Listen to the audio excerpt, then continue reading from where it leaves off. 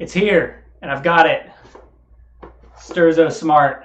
Got in real early, ordered it the day it was announced because I knew it would sell out really fast. And they're saying it's banned in races, but I've seen some video evidence to the contrary, so we're gonna try this out in races, and I'm really excited about it.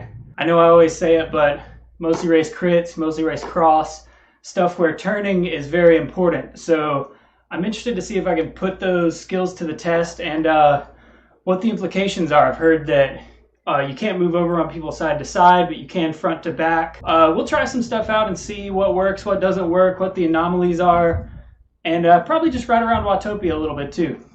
And go ahead and subscribe to the channel if you want to see some live racing with the Sterzo. I'll probably be doing a lot of live racing with the Sterzo on here, live racing on Magic Roads 2 over on RGT. Be doing a lot of live streams soon. Team car audio, steering, Magic Roads. Subscribe to the channel. Just in case you don't know, the Sterzo, that block I was holding up, is a turnable riser block that allows you to steer your bike on Zwift. It goes onto your front wheel, and as you turn the handlebars, it transmits that data to Zwift and allows you to turn. So it came in yesterday, and of course I had to jump straight on an event to test it out. And my thinking here, getting in this specialized event, was this is not a quote-unquote race, although everything on Zwift is a race, especially if it doesn't have a beacon or a leader. So I thought this would be a good way to test out the functionality in a slightly less competitive environment. So right here, I thought that it was maybe disconnected for some reason. I wasn't really turning it super hard. I think I just wasn't used to the feel yet, and I was a little bit paranoid about it being disconnected because people have been saying that it would be disabled in events. But this actually gave me, so when you get on the pairing screen, it automatically puts you down to 0 watts, which took me from the very front, off the front, to about halfway through this 80-person pack, a little more than halfway. And that guy flying by right there, whenever you see that happen, that's probably someone who had a dropout and it's putting them back at the place in the pack where they were. It's usually bad internet on their part. Sometimes it's a cheater, but that had the look of a bad internet dropout to me. But this gave me a chance to try out the first function of steering I was wondering about is not steering. So I know that essentially having the Sterzo connected makes it where you can't phase through people side to side the way that you normally do. That sort of swarming bees look that the pack has a lot of times is a lot of people phasing through each other. And here's my first hot line. So taking the inside line, and that worked. I thought for a second that was the front, and then I realized, oh no, that's the front up there. But making my way through that whole line, you can see I'm putting in a pretty big effort here. Like 6 watts a kilo or more to get up to this front.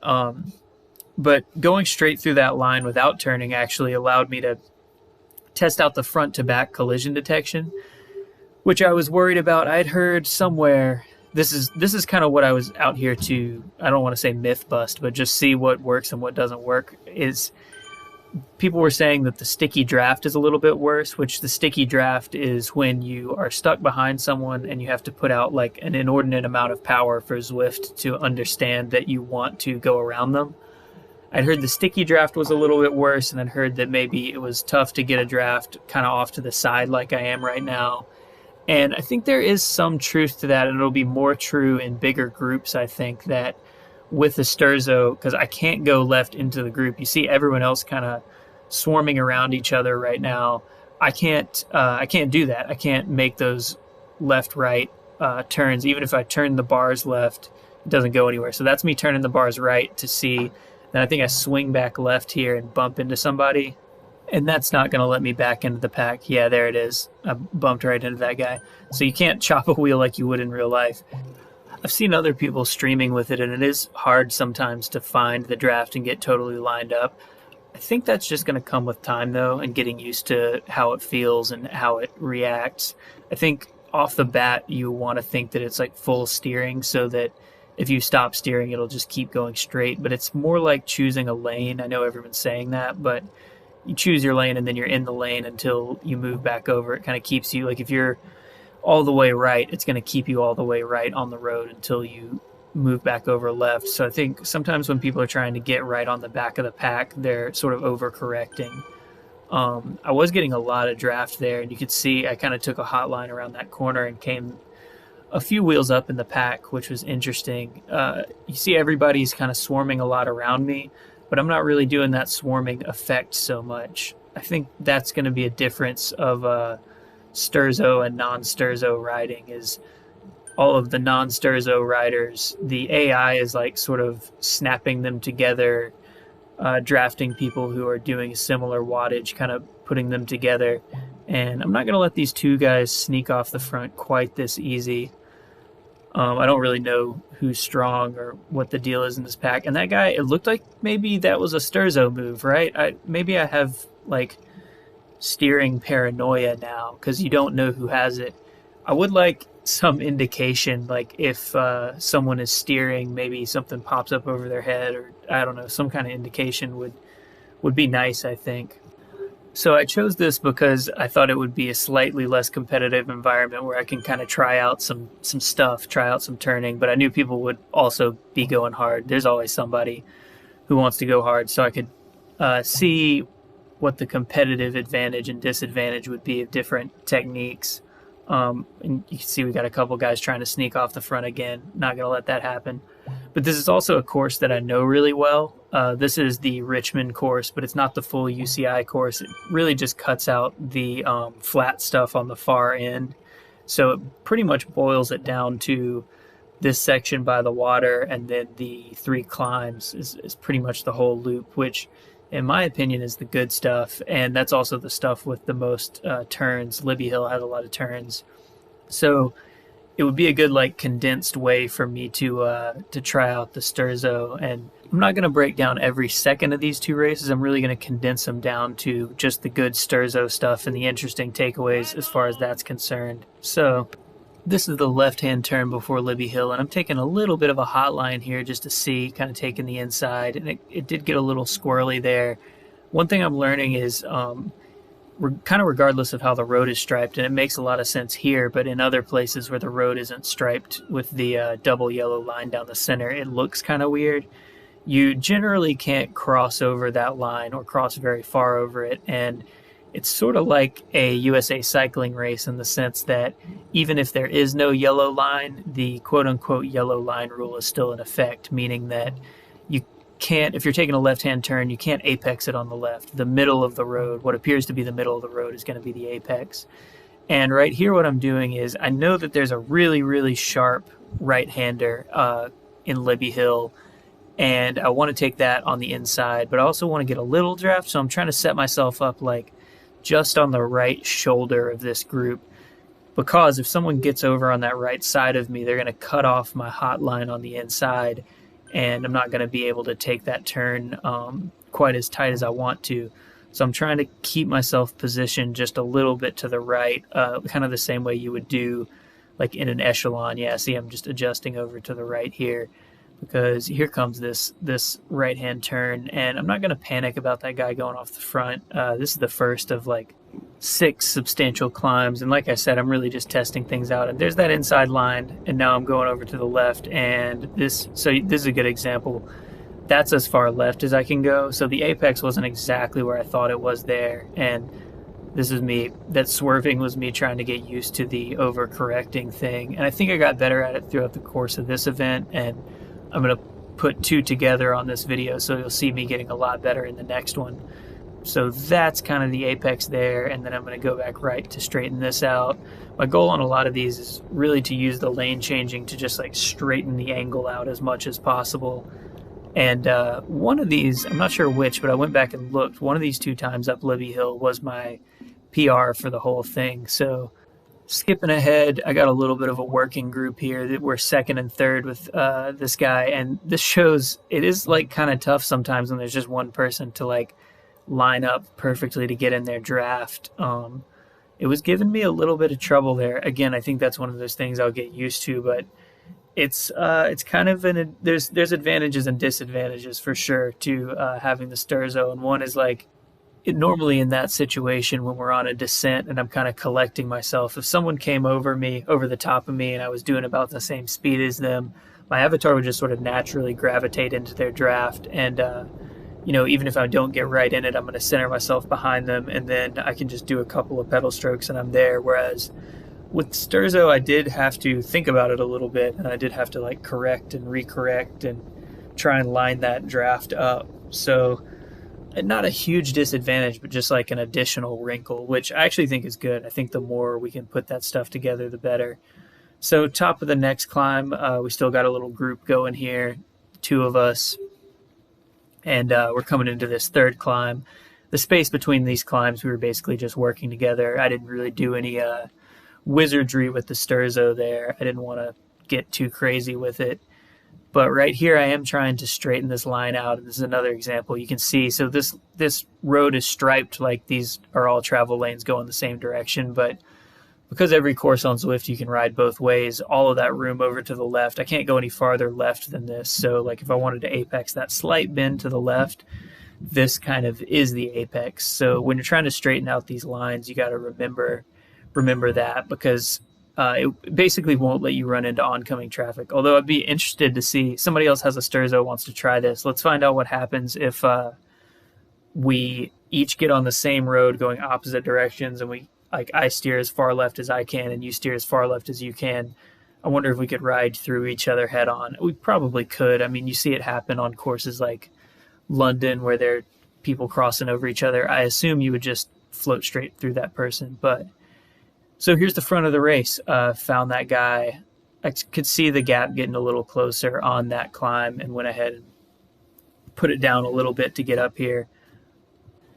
Anyway, I think that would fall under the front to back collision thing. It does seem like these right-left collisions, like, see, I can't move over left right now. And I've kind of got this other guy boxed out a little bit. That does feel pretty much like real life. Like to drop into this pace line, I had to wait until there was a bike length gap between these two guys, and then I can kind of drop into the single file line. But if you're in a group and you let off the power, you're going to drift backwards. And if you put on power, you're going to go forward. Now, right here, just to test this out, I kind of went Nathan Guerra mode. I think I'm saying his name right, but you guys know, if you're following my channel, he's announces the Zwift community live stuff. If you ever watch his streams, he always rides in this first-person view, which is interesting. I think it might be good for some of this drafting, especially in a small group. It's going to make it a little easier to line up perfectly this draft. It does, you lose peripheral vision, though. I don't know how he races like this, because going back to view number 1 on the keyboard, the farther back third-person view, you can kind of see people who are in your draft and see who's like coming up over your shoulder before they do at this view. You can kind of see people coming over your shoulder before they do. In that first-person view, you lose all that peripheral, which just makes it tough, and there's not really, hotline there. So yeah, I start playing a little bit with the what happens if I go all the way over here. I'm sure these guys are getting tired of it, so okay, here's some draft for you guys. Let's get together and do this. It does look like we dropped that other guy, so we got a group of 2 now, and then this is the front of the ride, front of the race. Skipping ahead to the next time I test this guy. We rode together for a while. I wanted to make sure that we solidify this gap a little bit. It's only like 9-10 seconds to the group behind, so want to solidify that before I start playing around with the Sterzo anymore, because even though it's not a race, it kind of is a race. So it's interesting, I can just move over and then he can't get any draft off of me. So I just sort of moved over and cranked my pace up a tiny bit. Hot line around the inside of that corner.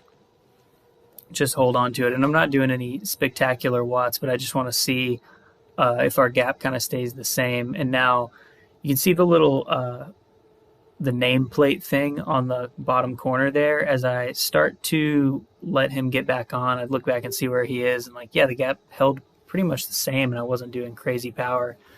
So now I'm going to line it back up using that nameplate, and I think this is something that's going to become more important, is when you're trying to give someone the draft, like a teammate, or you're trying to be in a small working group like this, someone's just off the back, you can use that little nameplate to get right in front of them without having to flip to camera 6. I think that's sort of like an unintended Sterzo hack there, just how it's going to work once someone gets behind you. So these three guys back there, they made the catch. So we got some interesting racing going on. Skipping ahead to the hill this time, those guys caught us and we just rode together. I didn't get too crazy with the Sterzo. I was kind of keeping it in my pocket until this point. I do think there might be at least one other guy in here who has steering enabled. So moving over to the right, if they're going to make me pull, I'm going to go ahead and pull all the way over to the right here. Make sure I get this super hot line on the inside. It kind of lets you clip that. I'm sure it was when they designed this hill, that line wasn't totally rideable, or they assumed the avatars wouldn't take it that tight. So I'm going to try and straighten right when I hit facing this apex. I'm going to start slight turning right, and that's going to take me right to the apex, and then vice versa once I'm facing, go left a little, and I probably went too hard there, again, given the fact that I only have half the road here, and then slight right again to straighten this one out, hit the apex. Checking back to see where those guys are. It looks like there was one guy who gave up on the hill right there, and I got a pretty good gap going here. So that wasn't a huge attack on my part, but I am always going to try and hit the hills pretty hard. Since I still have a gap, I'm going to try and get up to speed on this one. One mistake I made last time was not going hard enough right here to hit the super tuck. So I'm going to try to crank it up a little bit before the steeper downhill, and then, hit the super tuck on that 14%, get a little second of rest, and then get back on it.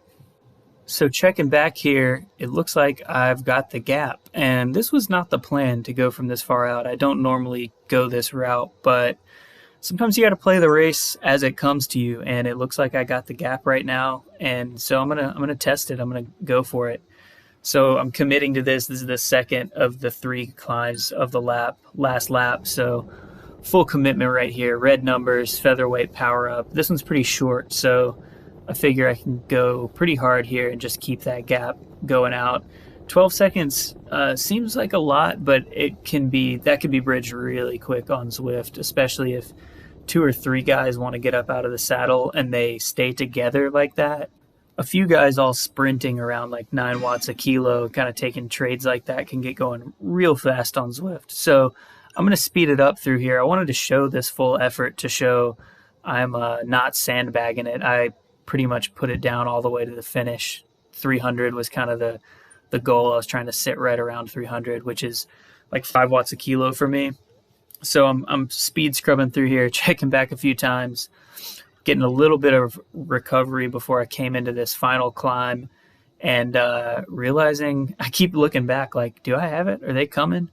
But yeah, looking at the watts per kilo on the side, it looks like most of that distance I'm doing about 5 or over, and they're doing 4 or 5. It seems like they're maybe attacking each other a little bit. So final climb, again, trying to straighten out these lines. And I do think it's inherently a little bit faster to straighten out these lines, but I think it's mentally helping me like have something to focus on other than just how bad I'm hurting. And I think this is one of the things that I get out of cyclocross is you can sort of focus on the technique aspect, and it sort of takes your mind off of how bad it hurts a little bit. And sometimes on Zwift, especially with these like longer flyer type efforts, it just hurts so bad, and there's nothing to focus on other than smashing the pedals. And it's just mentally tough. Maybe for me, maybe like, I don't know, triathletes or time trialists, that's like their bread and butter. But for me, definitely helped. I think that guy was lap traffic. So I'm going to switch around to a different camera view here for the finish, really take it in, doing a little swerving with the Sterzo. I'm going to start calling this the Sterzo Salute. So like, rather than coming across the line with your arms up, off the bars, whatever your salute might be, this is what I'm going to start doing. I think whenever you win a race solo with the Sterzo, you should be doing the swerving across the line.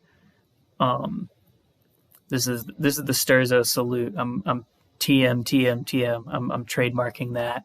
Jonathan Crane original. So in my mind here, I'm thinking, okay, I did win this. I did go from 3K out, which I don't normally do. And I know that I put in a really hard effort to do it put in a few really hard efforts to do it, but I'm thinking this is not technically a race. Maybe it's a fluke. So let's try a real race. Let's try an A race and see how that goes. So I gave myself a little refractory period, and then I hopped on to the next Crit City race. This is one of the Zwift HQ Crit City beta races. Leaving this in here to show I am trying to get my heart rate to work. I'm wearing the monitor. It just won't pair. I think my Ant Plus dongle was a little too far away. It's kind of under everything, so it's really close to my power meter, but it's farther from my heart rate monitor. So could not get that to pair. I swear I'm not cheating. I don't know. You guys can watch this video. So I did get filtered out of Zwift power on this one, which is very unfortunate because, spoiler alert, I win this one. We got 11 people in the A group, so, not a gigantic group, but I figured this would be a good way to test the Sterzo because it'll be strong competitive people, but still a little bit of room to move around. And we're off. I managed not to just totally blow the start like I sometimes do. I got a little wiggle in there to test and see if the Sterzo is working. And then I wanted to drop into the draft a little bit because I was sort of worried, normally as things start going, hotline. Yeah, normally at the start of a race when everybody's going hard and it lines up single file, it sort of pulls everyone into that single line. And I realized if I don't actively make myself get into that line, I might just stay out to the left or right and not get in the draft. So that's one of those things to think about. Like as that single file line develops, you have to actually actively get in there. And you can see other people can phase through me left to right. People who don't have the Sterzo enabled can sort of phase through me as their drafting tries to put them in the right place, but it doesn't let me do that. I'm really going to skip through this one to the key moments, but we're going up the climb here, which this is the way I like to do it, is up the cobbles. And I know this, the twists and turns here, so I'm going to stay inside left, going around here, get that hot line, and then try and cut over. See, I just barely got cut off before I could get to the inside, but I got there inside here, and then check back and see what the damage is. So it's kind of interesting. It's letting me just hang out over there to the right, and that was not really an attack. I just kind of took the shortest line and sort of rolled off the front. So that's something interesting to explore here for sure. So this is the one I was really curious about, was this right-hander, and seeing how taking that, I think the really tight turns, it does a lot more. After testing the turning on that first lap, I did most of the second lap in the group like this just to confirm that you can still move forward and back through the group without having to actually exit the peloton and move forward and then slot back in. But I did want to really give it a go now that I know what's going to happen on the hill here. I want to actually try to attack a little bit more. And so you can see I moved over at the beginning of the hill, tried to straighten the line out and then take the insides of all those turns. And I got a pretty substantial gap there.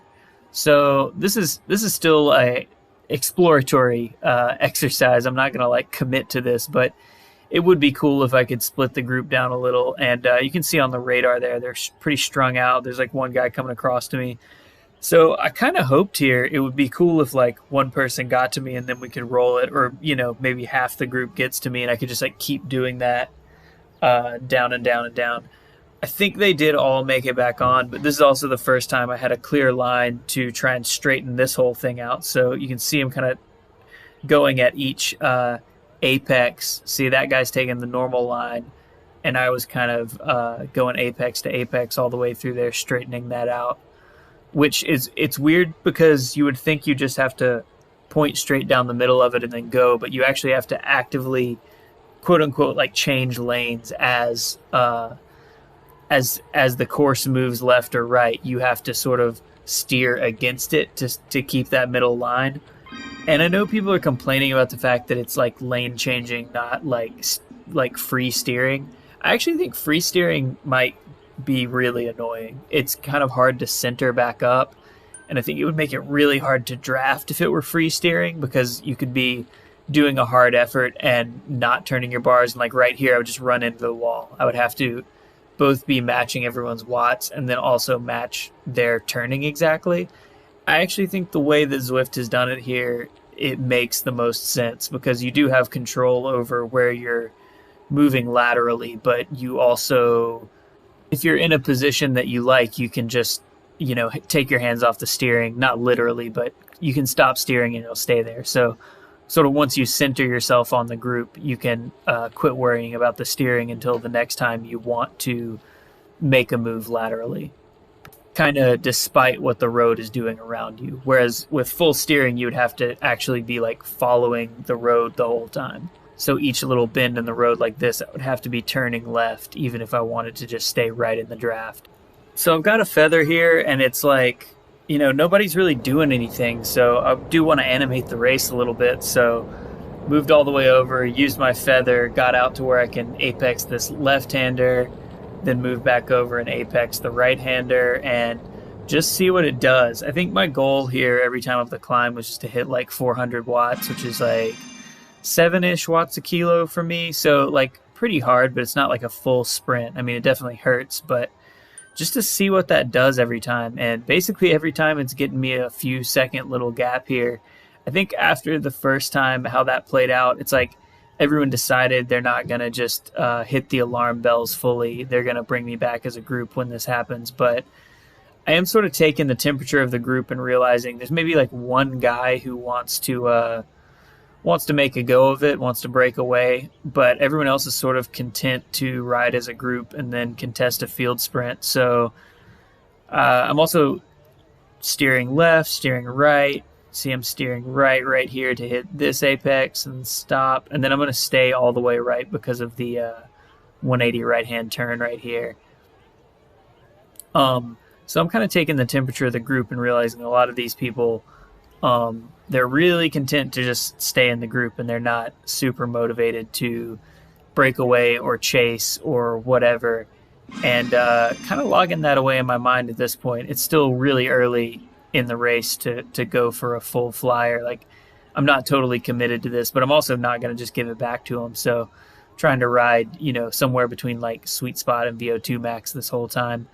I kind of know I'm actually letting it come back now because I got this truck power up. And another thing I want to do on this go around is just use my power up every time, because I'm not super worried about like, I got to get an aero helmet and then save it for the sprint. I do think that if you're not getting and using a power up every time, you're kind of leaving watts on the table, especially with the drafting boost power up. If you're not using that, it lasts for so long. You can see it. It's like the longest lasting of the power-ups, I think. I don't think there's another one that lasts this long. But it allows you to do less watts in the bunch. So especially after an attack like that, like being able to get down under 200 watts and not get dropped here really makes a difference. I wonder, though, that guy was using the burrito power-up. I wonder if those two go head-to-head. Like, what wins? Does the burrito cancel out my drafting, or does my drafting power-up cancel his burrito? The burrito means that no one can draft you for a certain period of time. And I think they've actually like upped the potency on the burrito power-up recently. So I'm cut off there. I can't fully get to that apex. So this one's kind of a wash. I'm not going to attack on this time up the climb. I did just get brought back anyway, but I'm logging that away in my mind as an effective strategy to go on the climb. And that's sort of always my MO on this course. The distance like from the climb to the finish it's like a minute or two, which is right sort of inside my wheelhouse power curve wise. I got a pretty good 1 minute, pretty good 2 minute. So breakaway there, kind of settle in and then go hard again at the end. That's a good move for me. Skipping way ahead, basically the story of this race was I would do those little breakaways up the climb every time. It kind of put the fear of God in everybody, and the only person who's really tried to attack is the guy in the red right in front of me right now. He's been trying it over the roller coaster, but he doesn't time it that well, and it's like he'll put down 10 watts a kilo over the roller coaster but not really go anywhere. He ends up just like dragging the group out to single file right where it might break, and then it doesn't. So right now I got a Sterzo problem. This kept happening later in the race. I noticed it was going to off and I could not steer, which this is the point. I want to take these corners, and it came back on there. I realized what was happening is I just had too many devices on my Wi-Fi network and then just too much like stuff. I mean, you can imagine with the whole streaming setup and everything, I've got a lot of cables running everywhere, dongles running everywhere, Amp Plus, USB, And I think what was doing is I had too many things on the Wi-Fi network, and I'm pairing the Sterzo via the companion app, which has to be on the same Wi-Fi as the same network. I'm actually on a wired connection, but still the same internet network as the computer. And the reason I'm on a wired connection on the PC is I'm pretty far from the wireless router. I think I had too many things on the same wireless network. So I actually popped this drafting boost, and then I'm kind of reaching off to the side here and just seeing like, okay, what things can I shut off that are interfering? And I took a few things off of the Wi-Fi network, and obviously I left the companion app that I'm running on a tablet. I left that on. And once I did that, I had no more problems with the Sterzo. So that's one thing to consider is maybe like wireless network interference. I mean, that's always something to consider with Zwift, but I think I deal with it less because I'm on a wired connection. Partially for streaming, the upload speed is so much better. But I think, or I hope that once they get Ant Plus going, which apparently that's supposed to happen, the Sterzo does support Ant Plus, but not on Zwift yet. I hope once that happens, it'll be a little bit more reliable. Although you see, I am having Ant Plus problems with the heart rate. I really think I'm just butting up against too much stuff in such a small space, kind of crammed in the corner in my pain cave setup here. So maybe the next thing on the docket is rethinking like my cable and network management piece. So it really feels at this point, people have even stopped the little attacks they were doing over the roller coaster and stuff. It really feels like everyone is just down for a field sprint at this point, which I don't know. I just want to get after it, and my legs feel pretty good. And I like taking this hot line on the climb every time. So again, it's like I'm putting down a hard effort every time, but not like the hardest I possibly can. And it's like nobody wants to go fast up the climb. So I'm just going to do it to him every time and see if I can blow the group up. And honestly, what I'm hoping happens here is that maybe one or two guys bridge to me and we get a group together, and then the race is kind of in ribbons behind, and then those people are all dropped. And so I can just keep whittling the group down. But that is not what happens. So what happens here, much like the race beforehand, is that I get off the front, and you can see I'm not relenting or anything. I'm pretty much trying to peg it around 300, even more, I guess, going over the roller coaster here. But I'm trying to keep it at an over threshold effort here.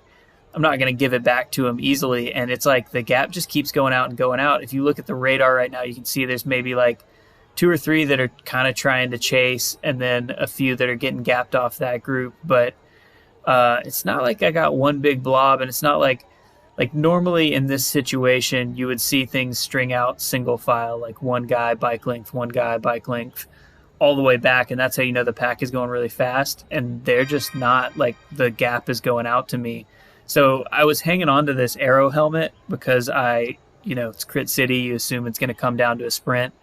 And I'm kind of wishing at this point I had hit the Aero power up right before I came under the start finish banner, right before that ding, because then I would have gotten the boost from that power up and been able to get a new power up. That's kind of like I wouldn't say a power up hack, but you can use a power up right at the arch, or at whatever point you're going to get a power up. You can use the power up right before it, and even if your power up has not run out at that point, it'll load the new one up behind it.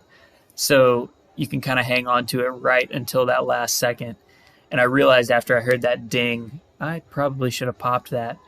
So it looks here like they're getting a little closer to me, but it's like I'm just gonna hang in. I'm just gonna settle into a hard pace. I feel like I got good legs. I don't know. I feel like I got it. So I'm just gonna keep it rolling. And every time I look and it seems like the gap is getting closer, I sort of dig back in, get back over 300 watts, and then the gap starts going out again. And I'm definitely going to keep it pretty even and keep pushing up the hill here, and also take these lines as well as I can. Like I was saying on the other course, it does help that it's Crit City and there's like a ton of turns, so that gives me something to focus on other than how hard I'm hurting. And I'm learning, like, just take that right-hander all the way to the right and then leave it all the way right, because you got this one right here this one's more than 90 degrees, so I think probably staying all the way to the right is going to be significantly faster right there. But you can see behind me, again, there's like one guy trying to bridge across, and then a big gap to everybody else. And that's kind of the story from here out is as long as I stay committed to this move, there's one guy in no man's land, and it looks like he's about halfway there if you look at the radar up there. And that's actually a good sign for me. If one guy comes across to me, we could work together. And honestly, if people keep trying to do this and they go solo and the group doesn't follow them, that's a good way for everyone behind to just burn their matches, especially if I can leave him kind of doing the pain dangle, as we call it, where you're sort of between two groups in no man's land. You're getting draft off nobody. If I can just leave him out there doing the pain dangle, and then he goes back to the group, and when he goes, somebody else tries to come across, they get stuck halfway and they go back to the group. That's ideal situation for me. So at this point, I'm realizing, all right, I'm fully committed to this move. We got 2 to go, 2 full laps to go.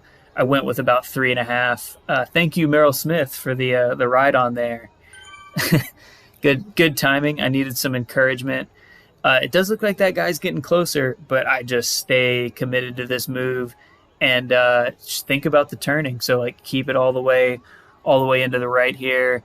Go over left and hit that apex. Go back over right. See how I just straightened that line out, and it's sort of counterintuitive how you don't just hold the bars straight to do that straight line. You actually slightly turn, and as time went on, you notice I got a lot better. Like if I didn't tell you I was turning there, you would not have thought about it because I'm using it a little bit more subtly. Whereas in that first event, I was really swinging all over the road every time I wanted to turn.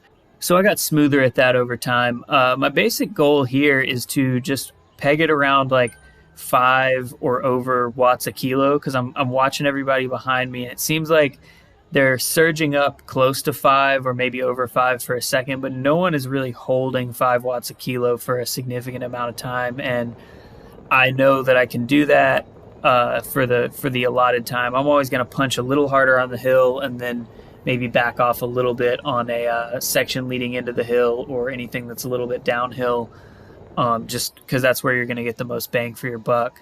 So I'm kind of in uncharted waters here. I never go from this far, especially not on Crit City. But, these races with a small field are a little bit unpredictable. And using my aero boost here, because this is truly a desperation move. This is me realizing I do still have almost 3K left to go, and this is full commitment. Like, basically, if I get brought back at this point, it's like they're probably going to bring me back within the last K, and I will have gone all out for the last, 5 minutes, maybe more, and just be completely blown. So it's basically either stick this to the line or my race is done. So I don't do a great job of straightening out these turns right here, and I think this is just the fatigue starting to set in, and that's where I think the sort of lane choosing versus the like full like normal steering where I could just run straight into that wall ahead of me. I think for Zwift it's actually beneficial to have it be lane choosing, so that in this situation where you are fully committed to a move and you can't really think, you can kind of set it on autopilot, which I know people are going to say like, oh, well, you can't do that in the real world, but that's why we're on Zwift. We don't need to be in the real world. We're not. It's a whole different thing. And got this totally useless ghost power up here. Just gonna get rid of that. I guess my thinking there was like, there's that one guy who could see me before I went around the corner, so maybe that would be discouraging to him if I could get out of sight, out of mind. But it did look. There was a second where I could see him on the radar, and once again, it's like there's one person just dangling out there in no man's land, and then the group, and it's like he's just halfway there. So I think that was actually separate people making separate attempts to get to me, or maybe it's just the single strongest guy just got stuck out there. But at this point, the train has left the station and he has missed it. Like, he's probably strong enough to go with me if he had gone right when I did. But I don't know. I guess there is something about that, like 4 or 5Ks out. With a bigger group on Zwift, I think everybody knows the blob is what we call the peloton on Zwift. The blob dynamics, it's definitely harder to hold the blob off for longer, but I think the smaller the blob is, the less applicable that is. And then also, the more each of those people really doesn't want to work and really doesn't want to put it down. Like, it really only takes one or two people who want to do the effort to speed the whole blob up. But in this group, there really wasn't anybody who wanted it. And that's what I was testing early on with those moves up the hill every time. Everyone was playing very conservatively. And I think at this point on Zwift, there is a certain level of like just assumption that everything is going to be a sprint all the time.